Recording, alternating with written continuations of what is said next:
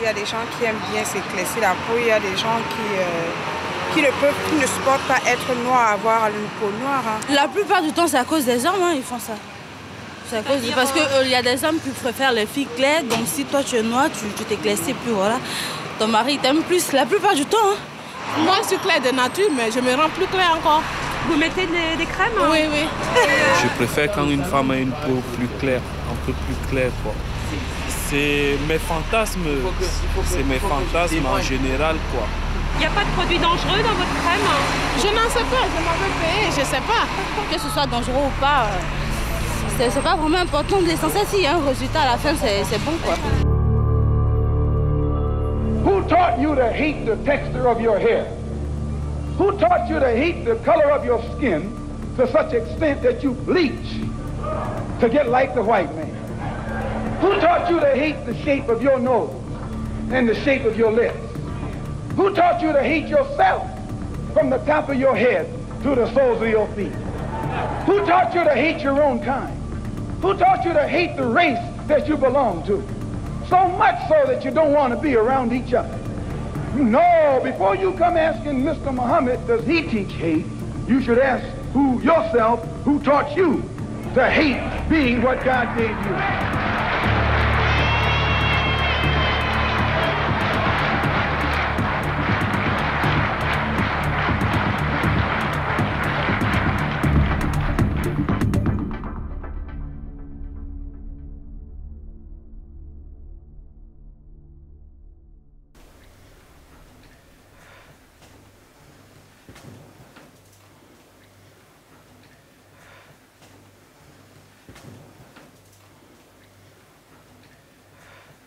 I was always an international model. I was going to a fest and the physicist of Oprah Winfrey saw me there and he told me to come on a show from Oprah Winfrey.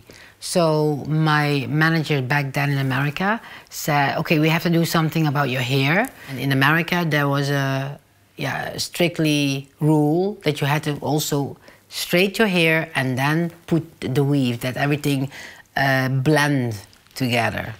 So we went to a salon. Yeah, they put this product on my scalp and it started to be painful. And she told me, hold on, because the longer it stays in your hair, the straighter your hair gets.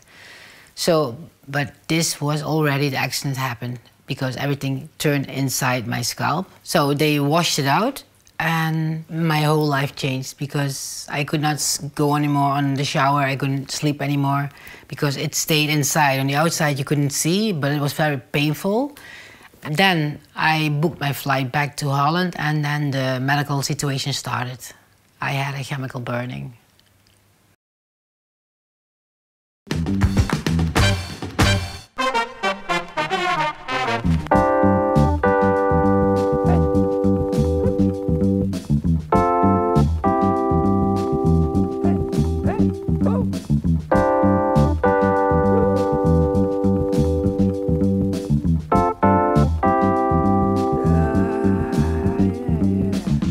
Le travail que j'ai mené de recherche, hein, et chacun de mes livres, je vous le dis, hein, c'est 5-6 ans de travail pour vous livrer des choses qui soient fortes et qui vous permettent justement de vous approprier ou réapproprier ce qu'on ne vous a jamais appris, parce que la femme noire, j'ai tendance à le rappeler, parce qu'il faut, ça aurait dû être quelque chose de su, d'afficher et d'affirmer.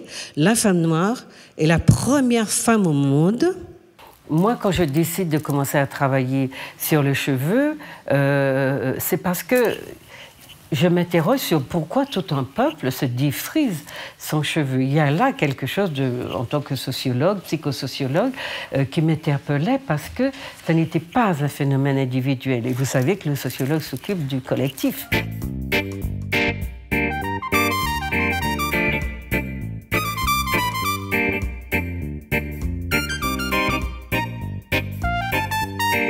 Il me fallait comprendre d'abord pourquoi le cheveu, en tant que tel, qu'il soit frisé ou crépus ou moyennement crépus, pourquoi il n'était pas accepté. Il y avait derrière une histoire à raconter, à explorer.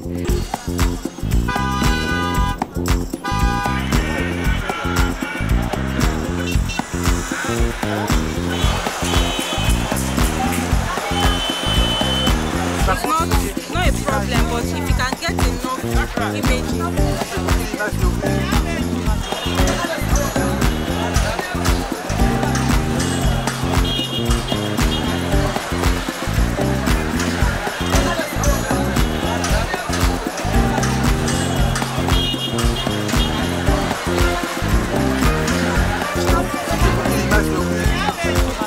C'est une longue histoire qu'on ne peut pas raconter si on ne parle pas du continent, de Kama, Katiopa, des noms auxquels nous ne sommes plus habitués, mais qu'il faudrait réinvestir de leur signification. Katiopa, c'est l'Afrique.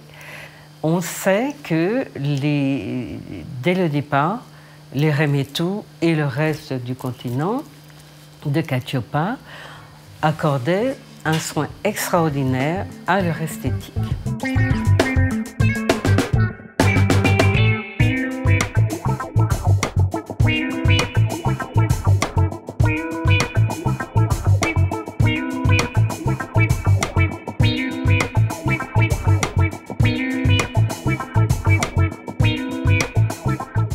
La tête était le siège de la personnalité, voire le siège de l'âme, et ce par quoi on se présentait, puisque c'était une civilisation extrêmement, enfin, qui avait une vision très spirituelle de sa présence au monde. Et donc, l'importance que les Africains, ou on va dire les Kamites, accordaient à leur tête, qui portaient leurs cheveux, était une importance extraordinaire. Ce sont des sociétés extrêmement hiérarchisées. Donc la coiffure n'était pas seulement chargée de signification symbolique spirituelle, mais également d'une signification sociale dans l'Égypte antique ou Tamérique.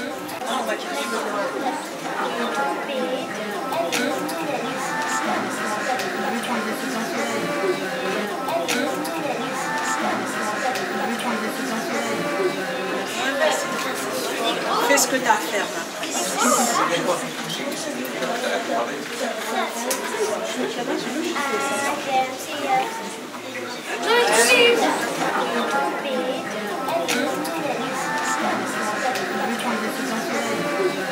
Il y a certains symboles, par exemple au Nigeria, il y avait un rang social en fonction des symboles. Par exemple, le cercle, c'était le symbole de la maternité, de la femme, comment dire, de la réunification, vraiment tout ce qui était lié à la femme, de la, comment dire, la royauté aussi. Et en fonction de la hauteur de la coiffe, ben, on savait si la femme, on savait le rang qu'elle avait. Et moi, j'aime beaucoup aussi utiliser vraiment les symboles. Donc, je fais un mix de tous les pays d'Afrique. Je ne vais pas forcément juste au Nigeria ou au Congo ou au Sénégal, mais je fais un mix de tous ces symboles-là qui ont existé, parce que quand on regarde bien, bah, c'est toujours la même chose. Le point de départ est toujours le même, et après, il évolue en fonction de chaque pays. Par exemple, la natte en elle-même, celle-ci, bah, ce sont des fractales, puisque ce sont les mêmes symboles qui reviennent à chaque fois, c'est les mêmes motifs, et après, ça peut partir du plus petit à l'infiniment grand.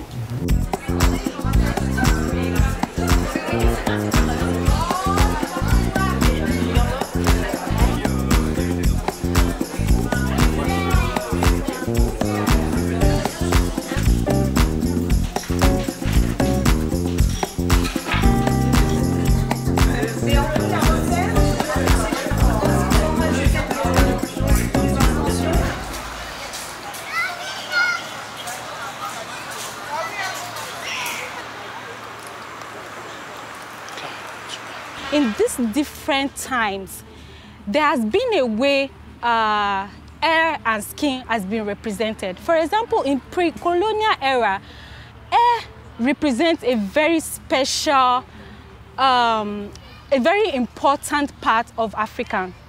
Like, for example, if you're from a royal family, there's a way, if you're a queen, there's a kind of style that, indicates that you're a queen. So women, priding themselves in their naturality. When I was a child in my school, even though it was an African school, I was being bullied because of my tribal marks. I grew up with this mentality of not feeling good enough. I grew up with the mentality of not being accepted because of how I look. This went for a long period of time, to the extent that I stopped putting myself out. I start hiding myself, but even when growing up, going to the university, I found myself in a situation whereby the girls in my school don't really want to associate themselves too much with me because to them, I look kind of local. So coming back to the colonial era, we were colonized, women began to see themselves differently because their masters were bullying them. Avec l'esclavage, la mise en esclavage des Kamites, transférés, déportés aussi loin de chez eux, ils sont transformés en outils. Pour le colon, il s'agit d'acquérir une force de travail qui va lui permettre de s'enrichir rapidement. Et donc, il n'y a pas un instant de la vie de ces personnes qui soit laissé libre de pratiquer, notamment une esthétique capillaire qui demande beaucoup de temps.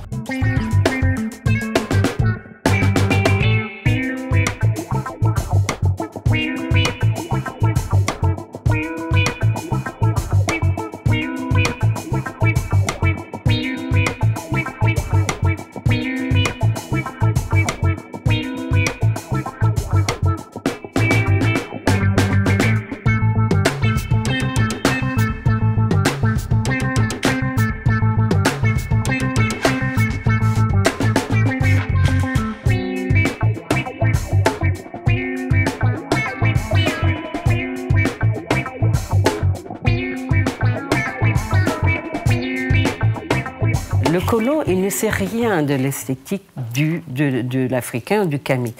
Mais l'Africain, le Kamite, celui qu'on met en esclavage, il le sait. En le traitant comme on le traite là, en le privant du temps qui est un temps culturel important, eh bien, il sait qu'on lui enlève une partie capitale de son humanité. Ce sont des systèmes de dénaturation qui vont voir le jour dans les sociétés où les Kamites, les Africains de l'époque vont être déportés et où l'intolérance, la vue même des colons, les misères qu'on leur fait pour leur apparence, le rejet, le mépris, déjà quand on les expose sur les podiums pour les vendre, la façon qu'on a de tirer leurs cheveux, de les regarder avec dégoût, de les ausculter par tous leurs orifices, oui, de se mettre du crachat sur les doigts et de passer le doigt sur la peau pour voir si c'est une couche de crasse, parce que pour le blanc, bien sûr, noir, c'est être sale. Donc il y a cette symbolique, elle est là, elle est forte, elle est violente. Puis voilà que donc, cette sorte de rapport à soi va changer brutalement et que lorsque le moment arrivera où après la guerre de sécession ou après les libérations, leur libération par les esclavagés eux-mêmes dans certaines colonies des Caraïbes, eh bien, la question va se poser de l'intégration à une société où les corps noirs et les corps blancs ont du mal à au-delà de la violence qui a régné pendant l'esclavage, eh bien, ces corps-là ont du mal à se rapprocher.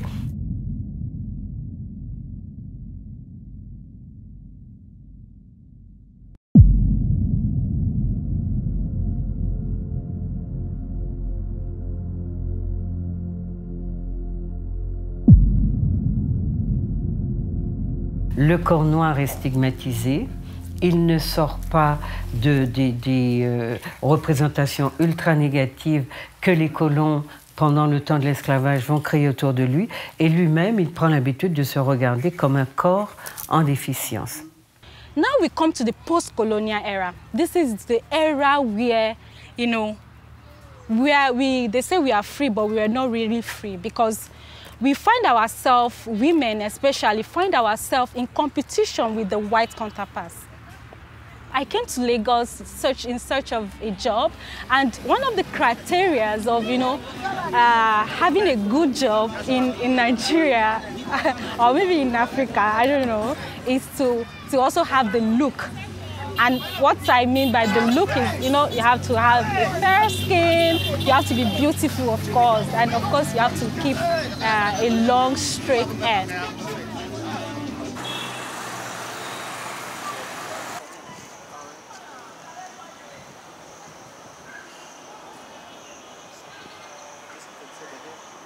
We all tend to prefer the European culture. We know that for a number of people, there's a general belief that the lighter you are, the more beautiful you are. I don't hold that belief. I tell my patients, you choose whether you want to appear fairer or you want to be healthy. So for people using bleaching cream, for them it's cosmetics. Beauty, they want to look beautiful, they want to look attractive.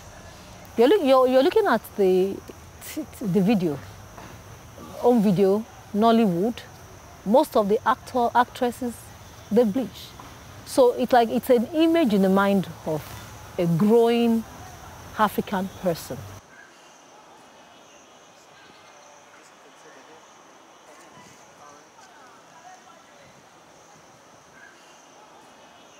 Can you show me the doll that looks bad? Okay. And and why does that look bad? Because it's black. And why do you think that's a nice doll? Because she is white. And can you give me the doll that looks like you?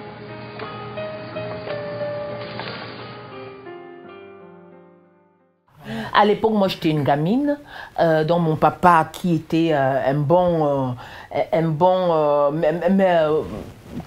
citadin, venu de son village, qui collaborait, travaillait dans la médecine avec des Occidentaux et autres, dont très facilement dans l'histoire de Noël, la religion chrétienne est rentrée plein pied chez nous. Donc, quand il y avait Noël, l'histoire des cadeaux de Noël.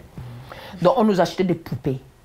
On nous offrait, moi j'ai reçu des petites poupées en plastique, mais avec le nez bien affiné, une petite blanche bien blonde et tout le reste. Regardant les jouets qu'on a offerts à ces jeunes femmes. Bien sûr, quand un enfant est tout petit, c'est son petit truc, son petit doudou qui lui...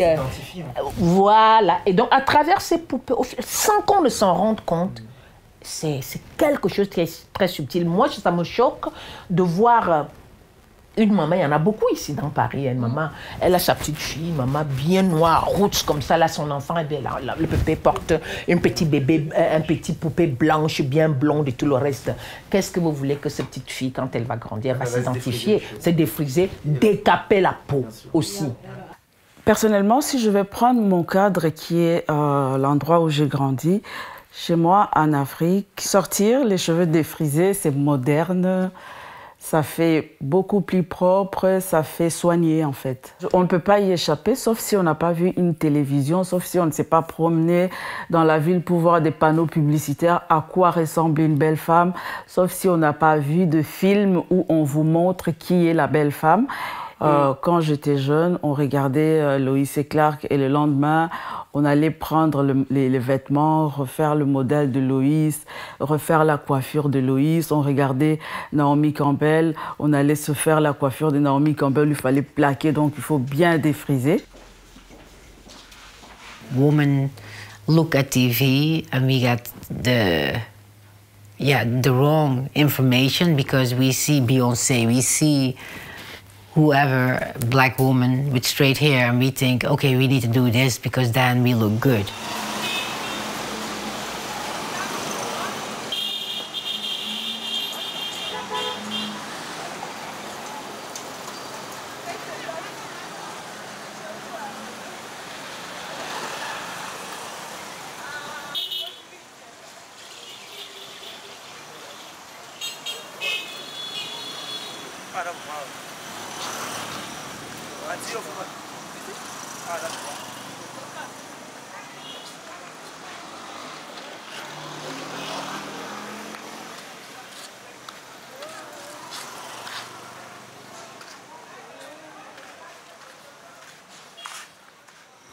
première étape du process de mon intégration, c'est qu'est-ce que je fais de mon corps? Il est une gêne absolue chez ceux qui se sont appropriés mon existence, mon corps, ma vie, mon histoire. Dans un premier temps, il va agir sur son corps. Il va le roboter, il va le changer pour atténuer. Il est toujours dans l'atténuation, comme un peu nos gens aujourd'hui qui s'éclaircissent la peau. Et donc, vous voyez, c'est une histoire longue et qui se poursuit dans, j'allais dire, la trajectoire du peuple kamite. Bleaching is into the system in so much. The child bleaches, the teenagers bleach, mothers buy the products for their children. Now, when people start to bleach, their skin gets thinner. So they have what we call easy bruisability. It initially looks like, oh, they're looking lighter and shiny, they're shining. But with time, they tend to start to have like variegate colors, variety of colors. So you look at their skin, they start to have this greenish thing under the skin. The bleaching products have chemical reactions on the skin, so they start to smell. And then some of the bleaching agents contain chemicals like steroids. They suppress the immunity of the body. So they tend to have a lot of fungal infections, particularly. Some of them viral infections, like they have warts. So people that bleach, their tendency to have, we call it glucose intolerance, or they even have diabetes. In some subsets of people, some females, it's a cause of their infertility.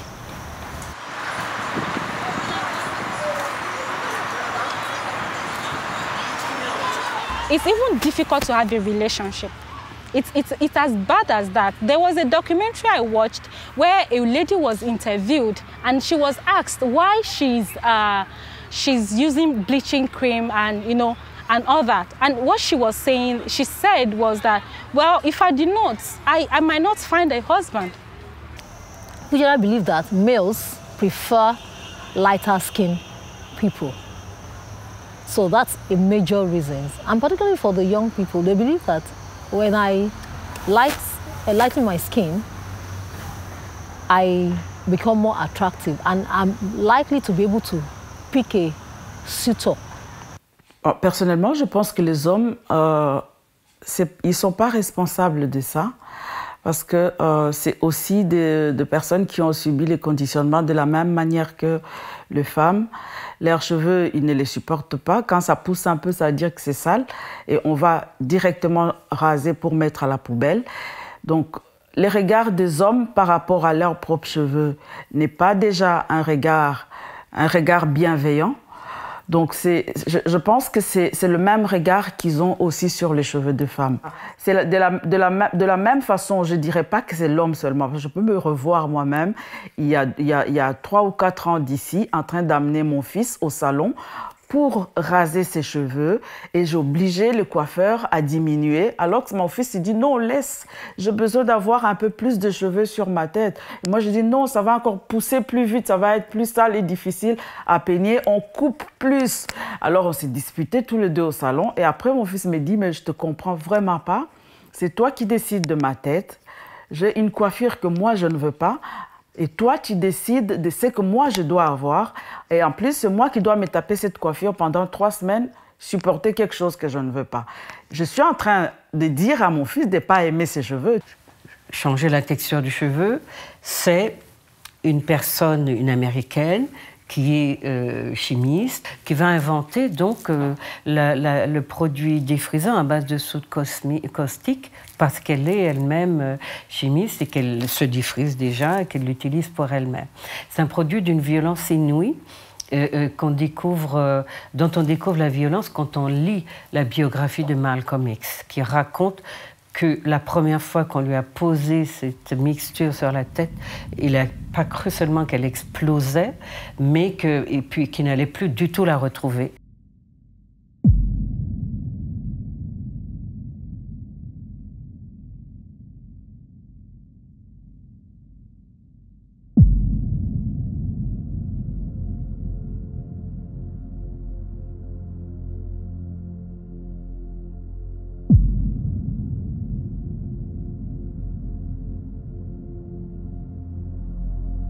Aucune femme n'a expliqué ce qu'elle ressentait quand elle se soumettait à cette forme de torture qui est, bon, on va dire, autodéterminée, qui est vraiment en soi, endogène à elle-même, et qui fait que l'invention de l'expression qu'il faut souffrir pour être belle, moi je crois que ça ne s'applique à personne d'autre mieux qu'à la femme noire. Before I went to America, I also made a record here in Europe, and it was on the charge of 21, so it was very high, so we were very many time on TV. I had a deal with Budweiser, I had a deal with Coca-Cola, I had a deal with Ford models, and then this accident happened and everything changed. The product is Optimum, is a hair relaxer, and you can buy it everywhere. There is inside sodium hydroxide, and this product they also use in motors from plane, in car, all those things. It's very dangerous stuff, and that's what that go inside of my scalp. When women apply hair relaxers, they often apply it to straighten their hair, and that relaxers contain chemicals. Some of them have Lyle, and some of them don't have Lyle. What we call Lyle is actually sodium hydroxide. So one, for some people, it can cause itching of the scalp.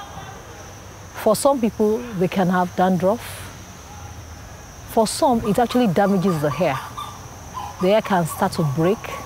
You can actually have to pull off. Either they can break and have weak edges, and they can actually pull off. And then sometimes, particularly for those that do it repeatedly, and for those that use the one that contains lye, it actually burns their scalp, can cause wounds, can cause ulcer, and a few of them can be allergic to the product. On a few occasions, they can actually have hair loss that would not be, they will not be able to grow the hair again. So our hair is pretty much like you have a plant. So a plant has the roots, so the hair has a root. A plant has a shoot, which is we see as our hair. So when we have chemical burns, if the burns are deep and it destroys the root of the hair, then we can have a permanent hair loss, or what we call scarring hair loss.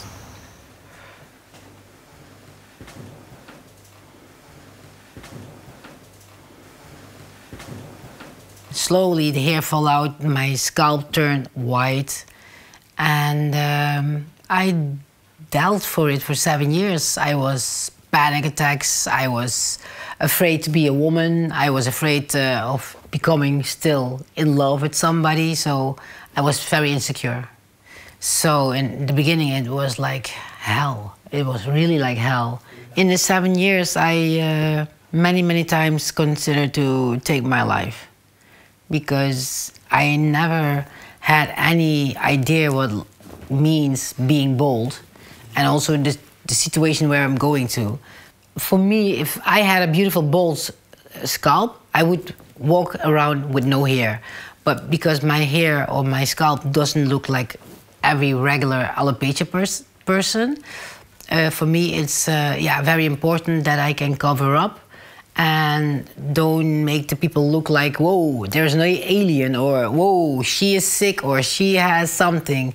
So hair in this situation now is very important. One time my brother saw me in the bed and I was sleeping with nothing on, and he came home and he saw me laying in the bed, I was sleeping, and he woke me up and he said, you have to go to the hospital. You have to go to the hospital, because he was shocked to see my scalp like this. Now, since 7 months, my scalp is turning into stone in the back. So I have a lot of stones inside, and they don't know how to take it out. If they don't find a solution with the calc, with the stones, if it touched my brain, if the scalp get too much and it touched my brain, yes, my life is in danger. Now, why do people continue to use the chemical relaxers despite the fact that it can cause that. The first major reason is ignorance. En fait, l'alopécie, sincèrement, c'est quelque chose qui m'est tombé dessus et que j'ai appris une fois que je l'avais déjà sur moi, sur ma tête. Je ne connaissais pas ça et je ne sais pas si les autres savent qu'on peut perdre les cheveux. Personnellement, je ne les savais pas. Et une fois que je les ai perdus, je pensais même que ça allait revenir le lendemain, en fait. Donc, l'histoire d'alopécie, je pense qu'il n'y a pas grand monde qui sait ça. Et les personnes qui le vivent ne partagent pas non plus l'expérience pour qu'on puisse être informé. There is some shame to say we have curly hair or coarse hair. And that's why there's so much that they say, yeah, this is my own hair. I understand this, but it don't help others who have this situation or who have alopecia. It don't help. And also for the medical world, it don't help if you are not honest, because when cancer started, one person talked, and because more people talk, doctors could find a solution. But in my case, if nobody talks in the black community, they don't find a solution. And that makes it, for me, very hard.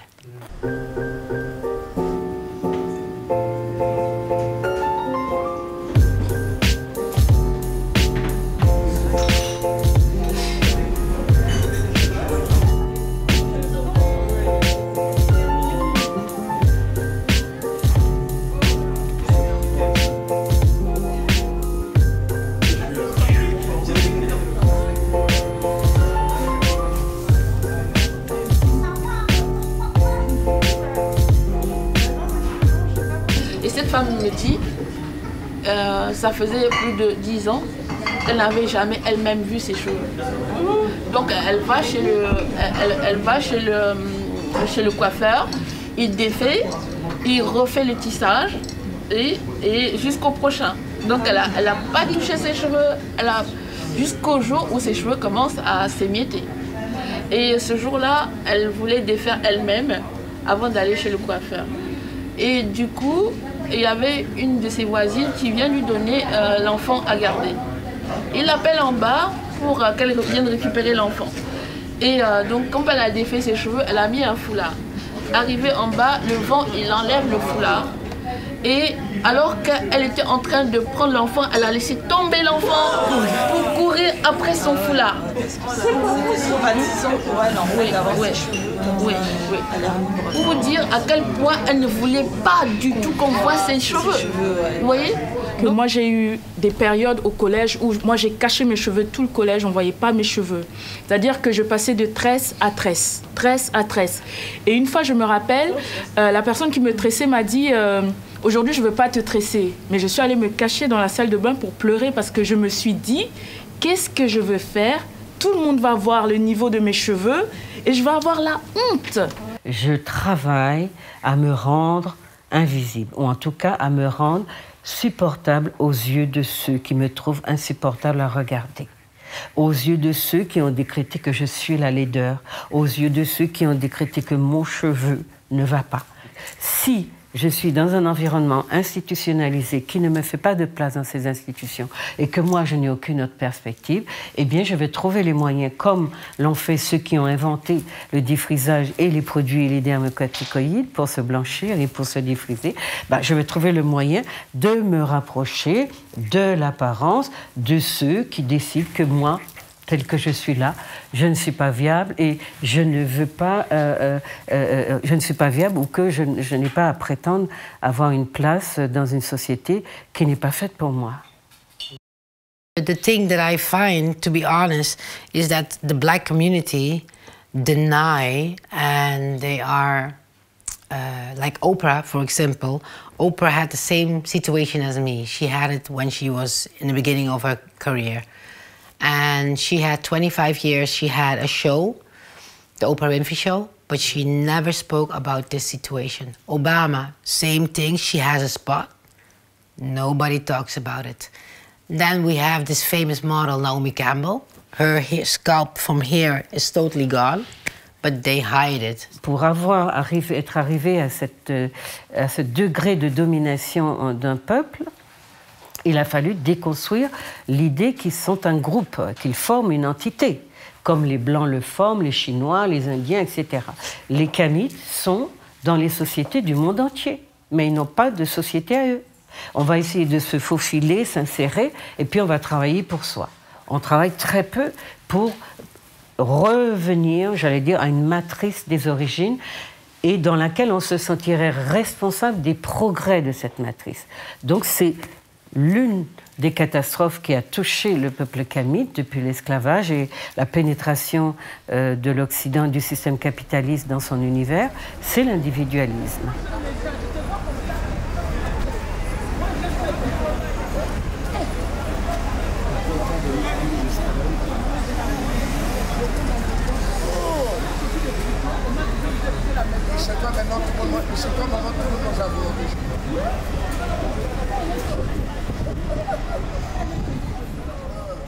Et quand on repart en Afrique, il y a des choses qu'on ne retrouve pas, notamment ces histoires de cheveux, les cheveux, ces perruques et autres, alors qu'on prenait le plaisir, c'était le week-end de s'asseoir à la cour, voilà, il y avait à la cour d'une maison, chacune en train de tresser l'autre, je tresse l'autre quand j'ai fini, elle me tresse à son tour et vice-versa. On échange. Voilà, on échange, c'était un moment de convivialité où on c'est incroyable, on ne trouve plus ça. Même la coiffure comme celle que j'ai là, moi quand je vais en Afrique, je cherche, les femmes ne savent même plus faire cette coiffure. Et quand tu te balades quelque part ici dans Paris, on va dire oh, c'est original ta coiffure. Ouais, mais c'est une coiffure normale. Ouais, c'est ça. D'autant plus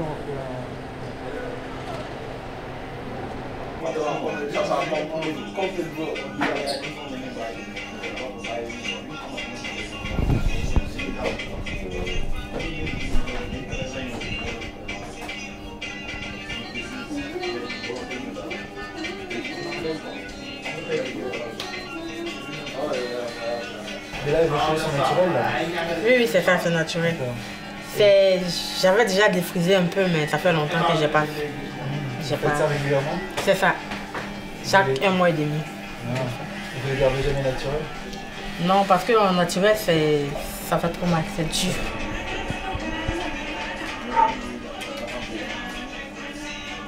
Qu'est-ce que vous pensez des femmes qui ne sont pas d'accord avec ça?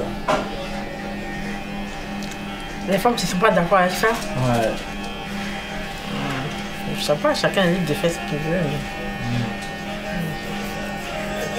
Quand vous regardez fonctionner les autres civilisations, il y a des codes, il y a des lois, il y a des règles, il y a des manières, même chez ceux qui sont très libres, des manières de tenir compte de leur société, de leur vision du monde, de leur culture et de présentation de soi qui représente ce qu'ils sont.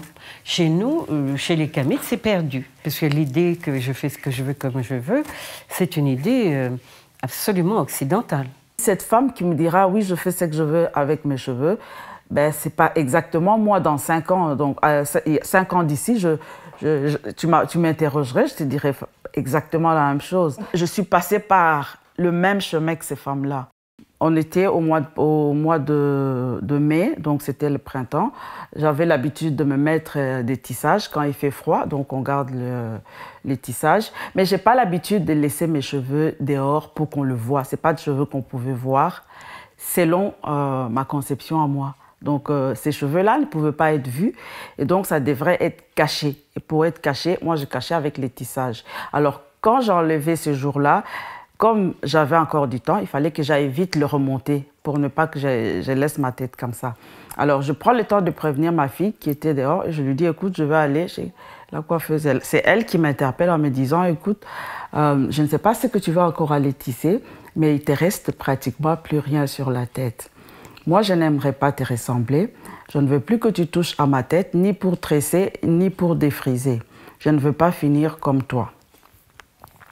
Ça, c'est la phrase magique de ma fille et c'était en fait la phrase qui m'a sauvé la vie parce que je pense que sans ça, j'aurais été encore beaucoup plus profond dans la destruction, quoi. Donc c'est ça qui m'a vraiment interpellée, j'étais choquée. Je suis revenue, puis je lui dis « mais tu vas faire comment ?» Parce que je sais qu'ici, en Europe, ce sont les mamans qui tressent les filles. Elle n'a que 13 ans. Quand elle me lance ça sur la figure, je dis, mais tu vas faire comment? Après, elle me dit, il y a des gens qui gardent leurs cheveux, qui portent leurs cheveux naturels, et on les appelle des nappies. Et on commence la discussion. Je dis, mais non, c'est des gens qui prient chez Branham. Elle me dit, non, ce sont les Américaines, tu peux regarder. Et j'ai été voir sur Internet, je vois qu'il y a toute une histoire autour des cheveux. C'était fascinant et c'était parti de là pour pouvoir découvrir en fait mes cheveux en ce moment-là, quoi.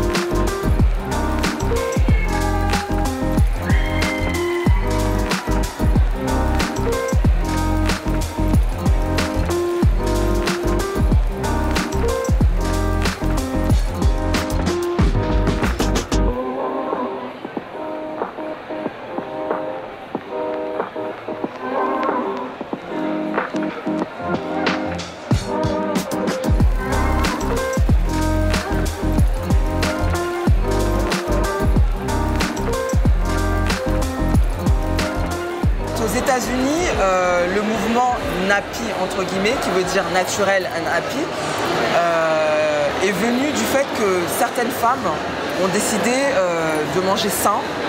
Et elles se sont dit, avoir un corps sain, manger sain, fallait aussi que les produits de beauté qu'elles achetaient suivent la même optique. Donc elles ont décidé d'arrêter de mettre des produits chimiques sur leurs cheveux. Et c'est de là qu'est né le phénomène aussi cheveux naturels. C'était vraiment les femmes, les rastas, qui ont une hygiène de vie assez stricte, dans le sens où elles aiment la nourriture végétarienne, esprit sain, corps sain.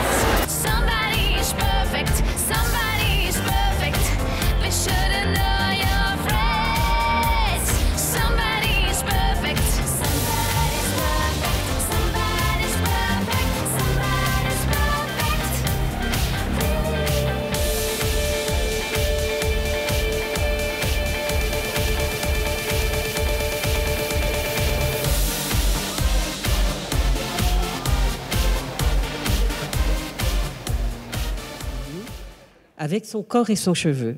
La femme noire, c'est un corps et un cheveu qu'elle a véritablement divinisé. On n'a aucune expérience, je n'ai rien trouvé, et je vous ai mis tout ça dans un livre, je n'ai rien trouvé qui soit de l'ordre d'un complexe, d'un refus de ce que dont la nature les avait dotés, ou d'un rejet de soi.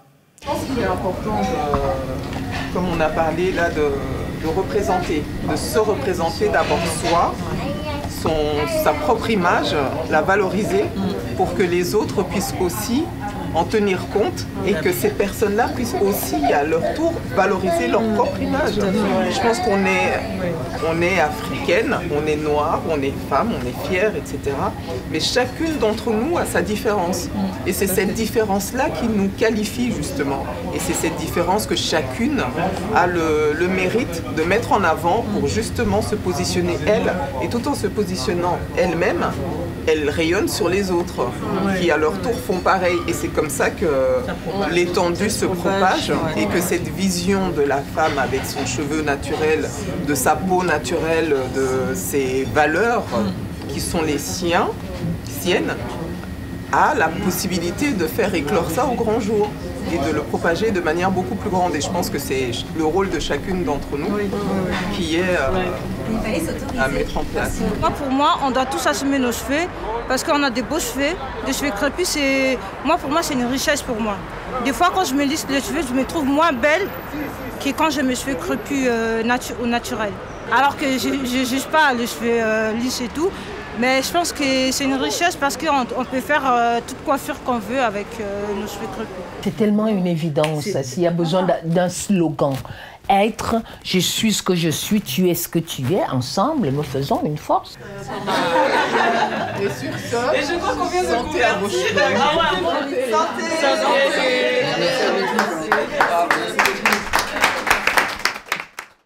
I want to be the woman who inspires women or man or children to stand there after whatever happened to you, to stand there and speak publicly. That's what I want. Look in the mirror and always say, okay, this happened to you. That doesn't mean you're not a person anymore, because many people are like, what do you do for yourself? Also, with this accident you had, what do you do for yourself that you still feel so strong and so powerful? Believing, that's it. Believe in yourself. That's the only thing that I can say. No matter what happened in life, believe, always believe in yourself. Pourquoi les femmes, de manière aussi systématique, se défrisaient les cheveux? Mais qu'est-ce qu'il a, ce corps? Qu'est-ce qui fait qu'il est tellement embêté et qu'il a tellement besoin de s'améliorer, se décolorer, se défriser, s'amender, paraître, etc. Pour entrer dans quel canon? Qui a fixé les canons? Qui les a décidés? Et qui nous a forcés à les intérioriser, les incorporer, au point que nous croyons qu'il nous faut ces canons-là pour exister. On vous a appris à ne pas vous supporter, à vous insupporter. N'oubliez jamais le rapport à l'histoire, jamais. C'est par ce rapport qu'on peut comprendre pourquoi on a des difficultés à exister aujourd'hui pleinement. L'estime de soi après laquelle on court ne nous viendra pas si nous n'appartenons pas à un monde qui nous accepte pleinement, et nous n'avons pas, je dirais, à essayer d'entrer dans le monde des autres pour nous y faire accepter.